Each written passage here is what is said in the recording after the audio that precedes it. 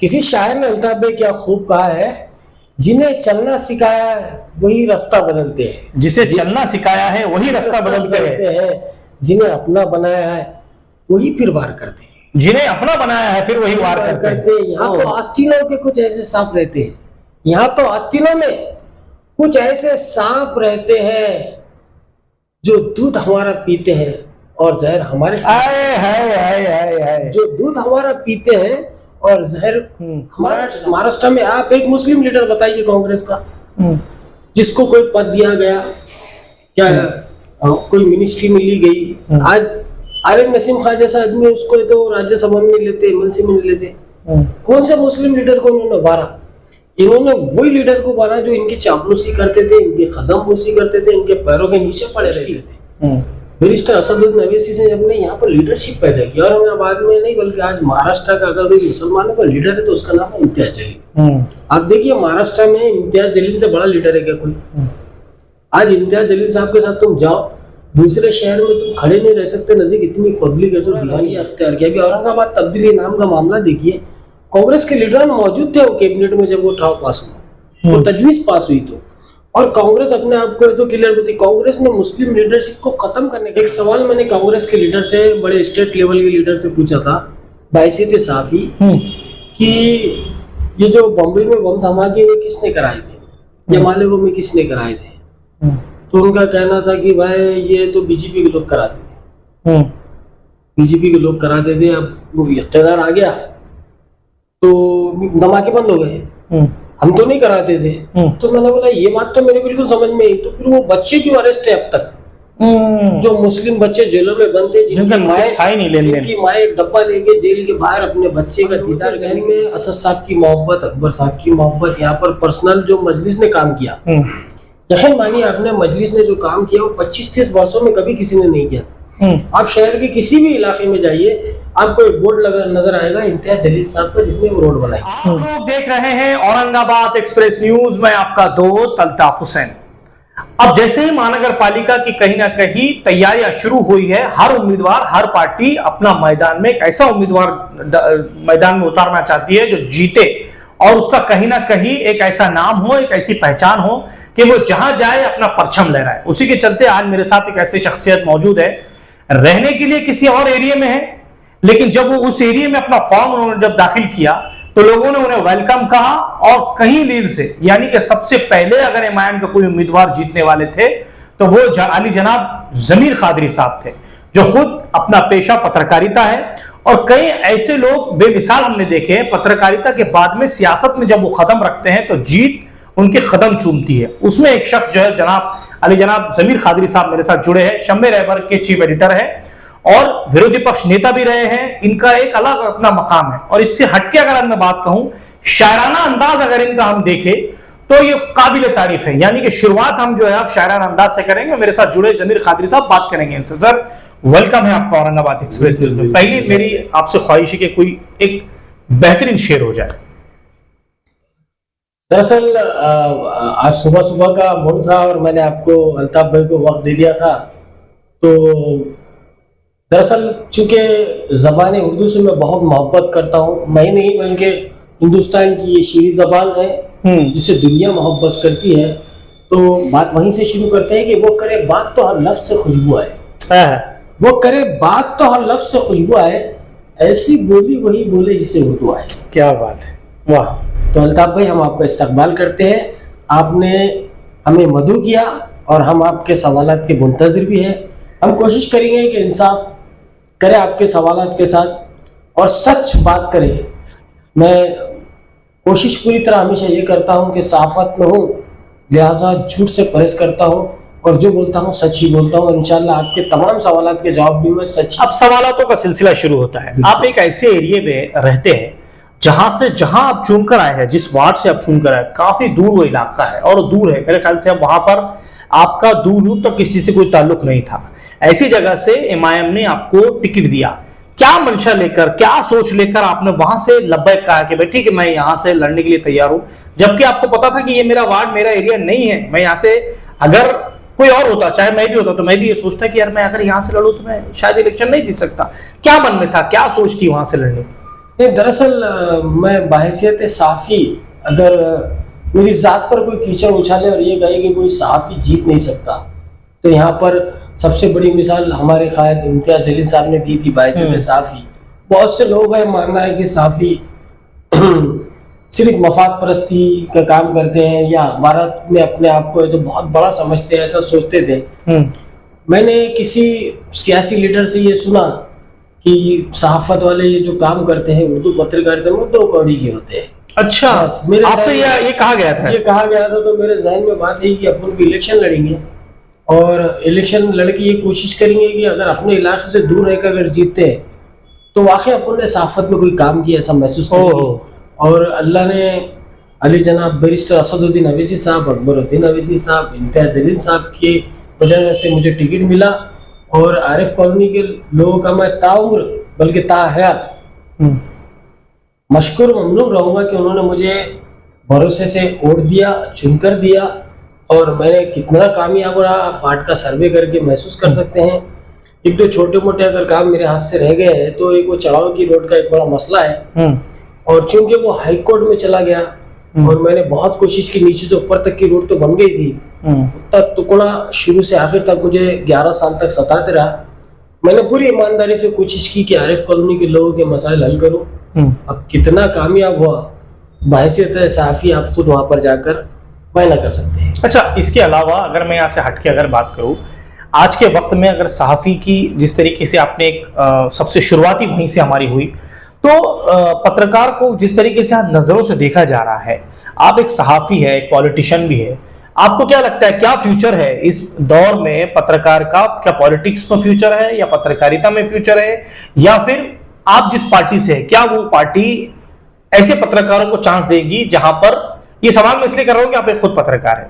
नहीं, मैं तो जहाँ तक उर्दू सहाफ़त की बात करूं तो मेरा तो मशवरा ये रहेगा कि जो उर्दू सहाफ़ी बनना चाह रहे हैं वो बच्चे अपने मुस्तकबिल को तबाह ना करें। एक उर्दू अखबार का मुदीर होने की हैसियत से मैं कर रहा हूं, क्योंकि उर्दू अखबार की खुद फाइनेंशियल कंडीशन बहुत अच्छी नहीं है, बहुत ज़्यादा ख़राब है। हुकूमत एक तरफ से उनके साथ सौतेला सलूक करती है, हुकूमत की तरफ से जहाँ पर इश्तिहारात मिलते थे, जो एड्स मिलते थे, पूरी तरह ख़त्म हो गए। सोशल मीडिया की वजह से अखबारात का जो मामला थे वो भी बहुत कुछ कम हो गए, बल्कि मैं समझता हूँ बहुत नहीं के बराबर रहे, नहीं के बराबर हो गए। दूसरा क्या हो गया कि प्रिंट मीडिया बहुत ज्यादा महंगा हो गया और सोशल मीडिया मुफ्त हो गया, तो वो एक प्रॉब्लम हो गई। दूसरा यूट्यूबर्स की तादाद में बहुत ज्यादा इजाफा हुआ, हमारे कुछ नौजवान है तो यूट्यूबर्स भी बन रहे हैं। तो मेरा उनसे भी ये मशवरा है कि यूट्यूब आप बिल्कुल सहाफ़ी बनिए, लेकिन आपकी फैमिली चलाने के लिए आप एक दूसरा कारोबार भी जरूर करिए, इसके साथ कुछ और करिए, ताकि उनके फ्यूचर में अगर कोई बड़ा हादसा हो जाए या घर में बच्ची की शादी हो या किसी तरह का मसला हो तो हमें किसी के सामने तो हाथ पसारने की जरूरत न पड़े। ये आपका एक मशवरा रहेगा। दूसरा, जहाँ तक आरिफ कॉलोनी की बात है तो मैं आपको ये कहूँगा कि वहाँ के लोगों को सलाम, उन्होंने बहुत ज़्यादा मुझे ताउन किया हर तरीके से, काम में भी, क्योंकि वहाँ पर 25 साल से पानी का लाइन नहीं थी। अच्छा। हिलाल और जलाल कॉलोनी के लोग पानी का ड्राम घर के बाहर रखते थे। खुद मैंने जहाँ पर ऑफिस जाना था वहाँ से पानी चोरी हुई जाता था। अरे इतने बुरे हालात थे कि हिलाल के जो बच्चे 1 साल का था और 25 साल का हो गया तो उसने कभी नल में पानी नहीं देखा था।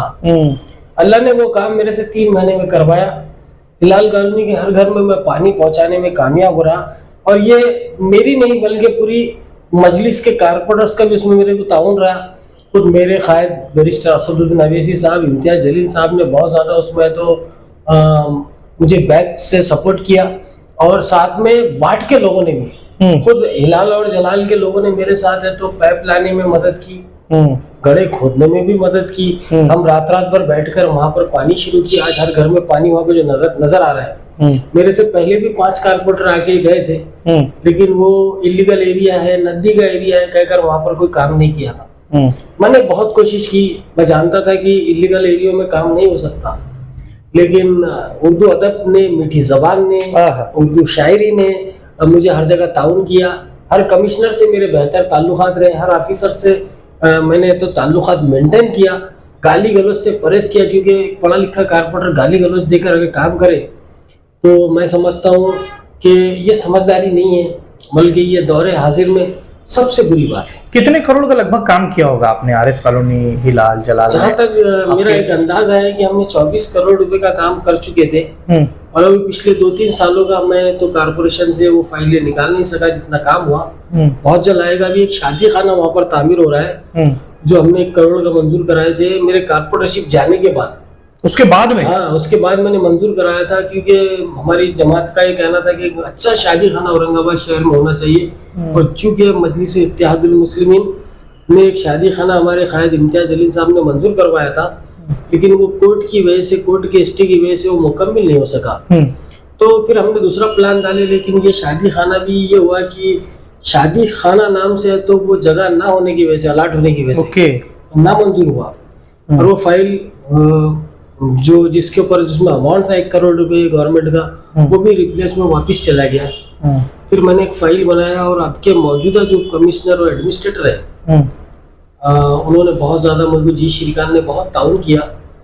और उनके और मेरे ताल्लुकात की वजह से पहले उन्होंने तो कम्युनिटी हॉल को 1 करोड़ रुपया दिया। और पिछले दिनों मैंने फिर उनका पीछा पकड़ के कंटिन्यू घर पे चक्कर लगा कर फिर शेर शायरी करके अभी 57 लाख रुपए और लाया हूँ। वो 1.5 करोड़ रुपए, 1 करोड़ 60 लाख रुपए का हॉल हो गया है। और इंशाल्लाह 50 लाख और बढ़ गया तो 2 करोड़ का पहला मुस्लिम ऐसा हॉल बनेगा जिसके सामने भी 1 एकड़ जमीन होगी पार्किंग की। और वो गरीबों को बहुत कम तादाद में, बहुत कम दाम में मिलेगा। मैं समझता हूँ ग्रीन बेल्ट के लिए बहुत बड़ा काम था जो अल्लाह ने तो मजलिस के जरिए करवाया। वाह। अच्छा, आप जिस एरिया में आपने इलेक्शन लड़ा था वहां पर जो नाम सामने आ रहे हैं, जो चेहरे के नाम सामने आ रहे हैं, बड़े बड़े चेहरों के नाम आ रहे हैं कि इस बार आरिफ कॉलोनी अगर ओपन वार्ड होता है तो वहां से बड़े बड़े चेहरे आएंगे, और अगर आप वहां पर रहते हैं कितना टफ जाने वाला। और नाम ऐसे है कि जो कभी हारते नहीं है, जहां से खड़े होते हैं जीत जाते हैं, ऐसे नाम है। अब वो नाम अगर वहां पर आपके सामने आ गए। मैं पहली बात तो एक बात बताऊंगा आपको अल्ताफ भाई कि मैंने पहले भी, मेरा कोई तो बहुत ज्यादा इरादा नहीं था इलेक्शन लड़ने का। अब भी ऐसी ख्वाहिश नहीं है कि इलेक्शन लड़े तो मैं जिंदा रहूंगा क्या मर जाऊंगा। ऐसा मेरा कुछ भी मसला नहीं है। अगर जमात ने कही कि आप फला एरिया से जाके इलेक्शन लड़ो तो मैं लड़ूंगा। अच्छा। अगर जमात ने कही नहीं आपको टिकट नहीं दिया जा सकता, आप है तो जमात का काम करो, तो मैं बिहार जाके भी जमात का काम करूंगा, यहाँ के भी कैंडिडेट के लिए काम करूंगा। आरिफ कॉलोनी से जमात जिसको भी टिकट देगी उसके लिए काम करूंगा। जरूरी नहीं मतलब जहां आपको लड़ाएंगे, जहां पर आएंगे वहां पे मैं लड़ूंगा। और मेरे को है ना कायनात के मालिक पर पूरा यकीन है, कामिल यकीन है कि अगर मेरे हक में उसने जीत रखी है तो जीत काम कराना चाहता है तो मुझे मौका देगा जिस तरह उसने इससे पहले मुझे दिया था। अगर मेरे मुकद्दर में वो आए तो ठीक है। और ये तो कोई बात नहीं, मैं बाइसियत साफी आज भी कुर्सी पर बैठा हूँ, आज भी लोगों के मसले हल करता हूँ और कल भी करता रहूंगा इंशाल्लाह। ये कैसे सोचा आपने कि भाई मैं सियासत छोड़ के सियासत में आऊं? क्योंकि बहुत कम ऐसे होते हैं सहाफी जो सोचते हैं कि यार मैं नहीं, सियासत अपने को नहीं चाहिए, नहीं मांगता है सियासत। इससे अगर तुम्हारी नीयत साफ हो, तुम्हारी सोच लोगों से मिलती जुलती हो, तुम ये सोचते हो कि अपने बच्चों को हराम और हलाल का फर्क कराएंगे, तो उसमें अल्लाह की मदद हासिल होगी और तुम्हारा हर जगह दिल लगेगा, भले साफत हो या सियासत हो, जहां पर जाएंगे आपको अच्छा। आप अगर ये सोच के काम करेंगे कि मेरे को यहाँ से कमाना है, तो वहां पर आपकी अल्लाह की तरफ से बरकतें भी नाजिल नहीं होगी बल्कि आपको दुश्वारियाँ होगी। मुझे यकीनी तौर पर है तो शुरुआत में बहुत ज़्यादा आरिफ कॉलोनी में दुश्वारियाँ हुई, क्योंकि वहाँ के लोगों को इस बात का अफसोस था कि एक बाहर इलाके का आदमी आकर, दूसरे महल्ले का आदमी आकर हमारे पास चुनकर आ गया और हम 15 वर्षों से 20 वर्षों से, कुछ लोग हैं तो बरसों से काम कर रहे हैं। उनका भी वाक़ई हक था और मुझे भी इस बात का एहसास था कि उनकी तकलीफ वाजिबी है। तो थोड़ी सी दुश्वारियाँ पहले हुई, लेकिन फिर मैंने ताल्लुक़ा सबसे मेंटेन किया, सबसे मुलाकातें की। जो लोग मेरे खिलाफ इलेक्शन में हारे थे मैं उनके घर पर गया, उनसे मिला और सभी ने मेरा इस्तकबाल किया अल्हम्दुलिल्लाह। और मैंने सबसे ताल्लुकात बनाने की कोशिश की। मैंने कोई मजहब के आदमी के साथ में ऐसा नहीं किया कि भाई तू फला आदमी है, तेरे साथ हमें तो मजलिस के लोग काम नहीं करेंगे, हमने पहले उसका काम किया। अब ये अलग बात है कि सियासत में है तो वोट किस तरफ जाएगा और कौन किधर जाएगा, कौन सी जमात को वोट देगा, ये वक्त के साथ साथ तब्दीली आती है। आप एक सहाफ़ी है, आप एक रिपोर्टर और सीनियर सहाफ़ी है, औरंगाबाद को मुझे लगता है बहुत नज़दीक से आपने देखा है और यहाँ की सियासत को भी आपने देखा है।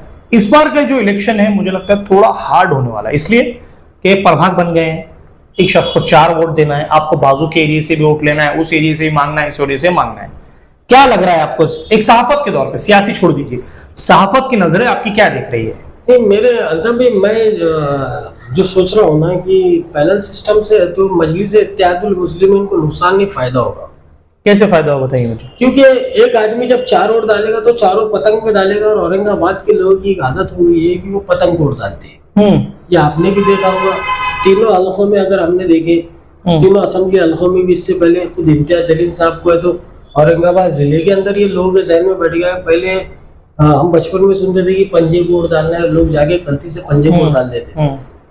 अब लोगों के जहन में असद साहब की मोहब्बत, अकबर साहब की मोहब्बत, यहाँ पर पर्सनल जो मजलिस ने काम किया, यकीन मानिए आपने, मजलिस ने जो काम किया वो 25-30 वर्षों में कभी किसी ने नहीं किया था। आप शहर के किसी भी इलाके में जाइए, आपको एक बोर्ड नजर आएगा इम्तियाज जलील साहब का, जिसने वो रोड बनाई।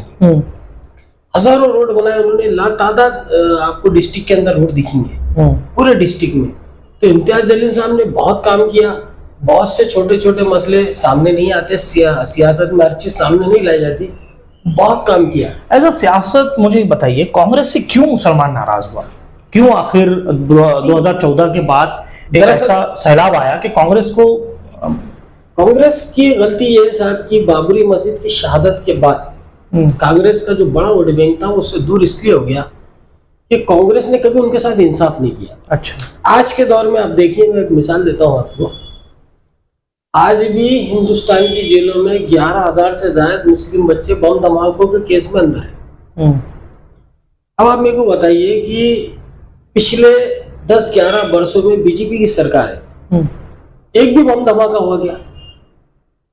एक सवाल मैंने कांग्रेस के लीडर से, बड़े स्टेट लेवल के लीडर से पूछा था, बाइसित साफी, कि ये जो बम्बई में बम धमाके हुए किसने कराए थे, या मालेगांव में किसने कराए थे? तो उनका कहना था कि भाई ये तो बीजेपी के लोग कराते थे, बीजेपी के लोग कराते थे। अब वो इख्तियार आ गया तो धमाके बंद हो गए, हम तो नहीं कराते थे। तो मैंने बोला ये बात तो मेरे बिल्कुल समझ में आई, तो फिर वो बच्चे क्यों अरेस्ट है अब तक?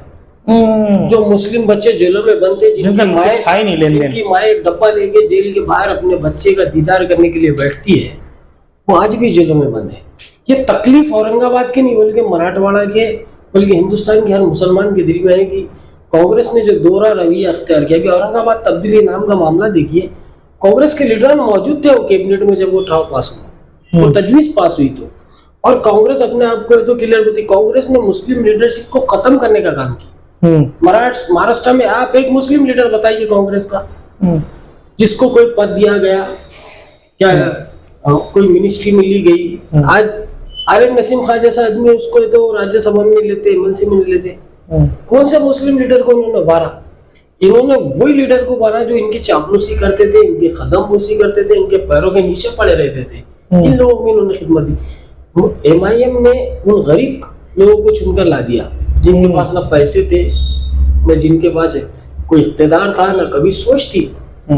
बैरिस्टर असदुद्दीन अवैसी ने अपने यहाँ पर लीडरशिप पैदा की, औरंगाबाद में नहीं बल्कि आज महाराष्ट्र का अगर कोई मुसलमानों का लीडर है तो उसका नाम है इम्तियाज जलील। आप देखिए महाराष्ट्र में इम्तियाज जलील से बड़ा लीडर है क्या कोई? आज इम्तियाज जलील साहब के साथ तुम जाओ, दूसरे शहर में तुम खड़े नहीं रह सकते, नजदीक इतनी पब्लिक है तो दीवानी हो जाती है। हमने खुद पर्सनली देखा कि उनके साथ जाने में तकलीफ ये है कि कौन किधर ढकेल लेंगे, अपने को ये समझ नहीं आता। अच्छा, एक चीज मुझे बताइए, अगर एमआईएम से आप कह रहे हैं कि भाई उन्होंने लीडरशिप कांग्रेस ने पैदा नहीं की, यहाँ पर कई लोगों का ये भी आरोप है कि आपकी पार्टी जो है लीडरशिप महाराष्ट्र में पैदा नहीं होने दे रही। ये भी इस तरीके का सवाल सामने आ रहा है कि भाई एमआईएम जो है मुस्लिम लीडरशिप पैदा नहीं होने देती है। अगर हमको आगे बढ़ना है तो हमको टिकट नहीं मिलता है, जैसे कि जहां से लड़ाना चाहिए था वहां से आप लोगों ने विधानसभा के टिकट्स पे लड़ाया नहीं। ये भी कहीं ना कहीं आरोप है। कई लोग आपकी पार्टी छोड़ के चले गए, बुल्ढाना से ले लीजिए, वैजापुर से ले लीजिए, औरंगाबाद से कई बड़े चेहरे आपके पास से चले गए, और वो लोग ये आरोप लगा रहे हैं कि आप लोग लीडरशिप पैदा नहीं होने दे रहे।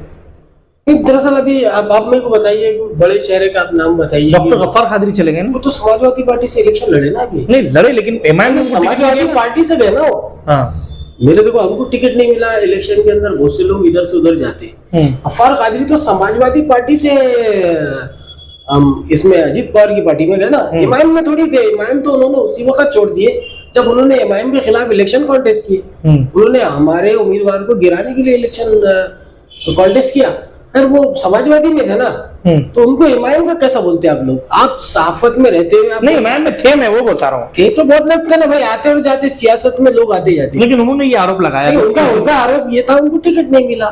लेकिन उनका ये बोला था कि जमात ने 2 मरतबा उनको टिकट दी, जमात ने 2 मरतबा उनको 70-80 हजार वोट दिलाई। तो जमात ये मानना था कि लीडरशिप पैदा नहीं होने देते, किसी को आगे नहीं बढ़ने देते। किसी को मैं कैसे आगे बढ़ा, आपके सामने बैठा हूँ। औरंगाबाद में 25 कारपोरेटर कैसे आगे बढ़े? हमने तो कई लीडरों को कहाँ पहुंचा दिए। बॉम्बे में आप देखिए, खुद असद साहब ने पूरे हिंदुस्तान के कोने कोने में पार्टी को मशहूर करके वहां की क़यादत दी, दुनिया में क़यादत पैदा की है, हर जगह। फारूक शाह भी चले गए आपकी पार्टी छोड़ के। हाँ तो वो देखो, इलेक्शन हारे, कॉन्टेस्ट हारे, छोड़ दिए। अब उसको कोई हर जमात में ये होता रहता है, सियासत में ये चीज आम है ना।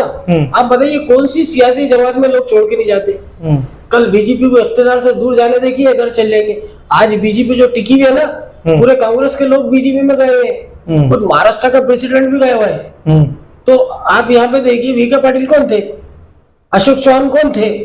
तो ये लोग अगर कांग्रेस छोड़ गए, ये अपने आप को सेकुलर बोलते थे, हाँ, और एमआईएम को बी टीम बोलते थे, ये तो ए टीम में जाके मिल गया ना खुद। तो ये इनके पास तो कोई बात ही नहीं करने को है कि देखो मजलिस मुसलमानों की जमात है, और इंशाल्लाह आने वाला कल जो है 2 ही सियासी जमातें रहेगी, और वो सियासी जमातों में एक रहेंगी ग्रीन और दूसरी रहेंगी भगवी। अच्छा, इस माहौल क्रिएट हो रहा है। आप देखिए औरंगाबाद में वही माहौल क्रिएट हो रहा है, पूरे हिंदुस्तान में। अगर कांग्रेस से कोई मुसलमान को टिकट दिए तो उसको दिगर कास्ट के लोग वोट देते हैं क्या? अब बताइए कहाँ देते हैं? एक खासदार चुन के नहीं ला सकते आप 5 स्टेट में? एक मुस्लिम खासदार चुन के आएगा 5 स्टेट में? अरे लोगों ने इम्तियाज जलील को चुन के दिए थे। उन दलित भाइयों का भी शुक्रिया, और उन हिंदू भाइयों का भी शुक्रिया जिन्होंने वोट दिया था। अगर कांग्रेस ने इतना वो किया है तो फिर आप क्यों जाना चाहते हैं कांग्रेस के साथ? आप ये कह रहे हैं कि हमको साथ में लो, लेकिन वो लोग नहीं लेना चाहते आप। नहीं, ये इल्जाम लगाते कि भाई हमने गिरा दिए बोल के। हम उनको बोले तुम देख लो, फिर बाद में गिरे बाद हमारा नाम नहीं लेना। बार बार क्या बोलते कि मजलिस की वजह से हम गिर गए, मजलिस से वजह से कम वोट मिले। अरे भाई हम पहले बोलते रहे कि देखो हम लड़ेंगे तो तुम गिरेंगे तो हमको साथ में लेके चलो, हमारी क़यादत मजबूत करो, हमारे भी 10 कैंडिडेट खड़े रहने दो। भाई हिस्सेदारी तुम वहां तो नहीं देते, कम से कम यहाँ तो दो। इतने साल तो गठबंधन में रहे ना आप हैदराबाद में, इतने साल गठबंधन में रहे, कॉलेज, यूनिवर्सिटी, हॉस्पिटल जो मिले आपको कांग्रेस के राज्य में मिले। उसके अलावा कांग्रेस का जब नायक नहीं था तो आपको मिलता भी नहीं। कांग्रेस के राज्य में सारी चीजें ये चीजें जो मिली तो उन्होंने पर्सनल यूज किया अपना। नहीं प्रश्न नहीं, लेकिन कांग्रेस और इनका नहीं साहब, अपनी क़यादत से लाना पड़ता। उनकी क़यादत थी, उनके वालिद साहब खासदार थे, 2-4-5 मरतबा उनके दादा आमदार थे, उनकी सियासत थी, उनकी पकड़ थी, इसलिए वो ला सके। कांग्रेस ने दे दी, फला ने दे दिया, बहुत से लोगों को शिवसेना ने दी, बहुत से लोगों को बीजेपी ने दी, छोड़ के चले गए बहुत से लोग। वीके पाटिल को कांग्रेस ने एकता दी थी, सब छोड़ के गए क्या नहीं? तो ये तो सियासत में होता। एमआईएम की जो बात है, एमआईएम पहले एक छोटी जमात थी, हैदराबाद तक महदूद थी, आज हिंदुस्तान के कोने कोने में एमआईएम है तो इलेक्शन लड़ने के लिए तैयार है।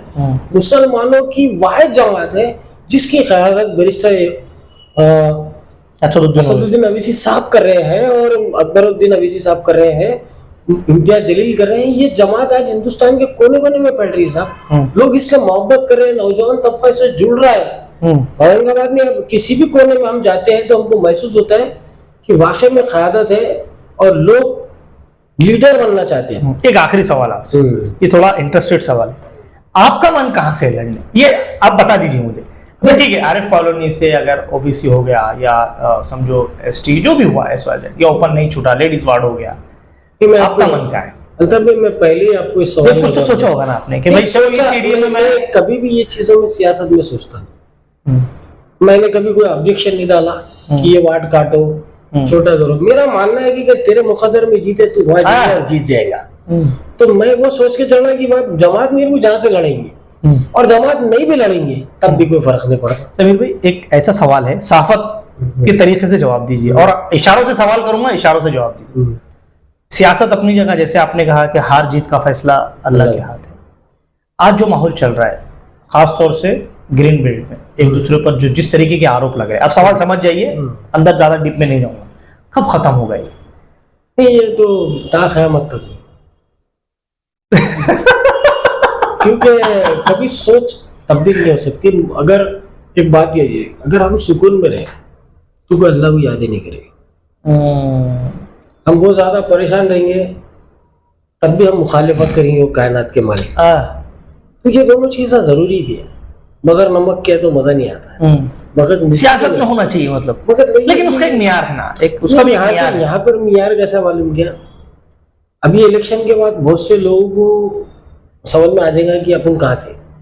अच्छा, इसके नताइज बता देंगे कि कौन क्या सोचता था, किसकी क्या बसात थी, किसने क्या गलतियां की थी कि उसको नतीजा भुगतना पड़ा। तो ये सब चीजें सामने खुल के आ जाएगी। मतलब ये इलेक्शन में पता चल जाएगा कौन क्या है। ये इलेक्शन में बहुत से लोगों की आंखें खुल जाएंगी कि भाई जिसके लिए उन्होंने 11 साल से वो जिसका इंतजार कर रहे थे वो सामने आ गया, और 11 साल के बाद हमको महसूस हुआ कि हमने क्या गलतियां की थी, हम किसके खिलाफ जाने की वजह से हमारा नुकसान हुआ था। किसी शायर ने अल्ताफ में क्या खूब कहा है, जिन्हें चलना सिखाया है वही रास्ता बदलते हैं। जिसे चलना सिखाया है वही रास्ता बदलते हैं। जिन्हें अपना बनाया है वही फिर वार करते हैं। जिन्हें अपना बनाया है फिर वही वार करते हैं। यहाँ तो आस्तीनों के कुछ ऐसे सांप रहते हैं, यहाँ तो आस्तीनों में कुछ ऐसे सांप रहते हैं जो दूध हमारा पीते हैं और जहर हमारे, जो दूध हमारा पीते हैं और जहर हमारे खिलाफ उगलते हैं। ठीक, थैंक यू सो मच। ये थे जनाब ज़मीर कादरी साहब, और इनका ये खास तौर से ये चीज मानना है कि आने वाले वक्त में जो इलेक्शन होगा वो इलेक्शन ये तय करेगा कि अब किसको वहां पर महानगर पालिका भेजना है। और जैसे इन्होंने खास बात ये कही है कि जीत और हार उसका फैसला अल्लाह के हाथ है। और जैसे इन्होंने कहा कि जिस तरीके की सियासत में आरोप प्रत्यारोप का दौर शुरू होता है और जिस तरीके के आरोप लगाते हैं उसका एक मियार होना चाहिए। और जैसे इन्होंने कहा कि आखिर मुसलमान कांग्रेस से क्यों नाराज है, कांग्रेस साथ में क्यों नहीं ले रही है, ये सारी बातें तो एक तरफ रही। और एक चीज जैसे ज़मीर भाई ने बताई, जो सहाफत के दौर में कि जो लोग सहाफत कर रहे हैं आखिरी में एंड में उनके हाथ क्या हासिल है, तो ये सारी चीजें जो आप लोगों के सामने ज़मीर साहब ने जो बताई है, अब आने वाले वक्त में इलेक्शन देखना है कौन जीतेगा, कौन हारेगा, कौन जाएगा महानगर पालिका और कौन जनता के मुद्दे लेकर वहां पर उस चीज को मांडेगा और अपनी बात मनवाएगा। देखने के लिए हमारे साथ जुड़े रहिए। कैमरामैन आदिल खान के साथ मैं अल्ताफ हुसैन, आप लोग देख रहे हैं औरंगाबाद एक्सप्रेस न्यूज।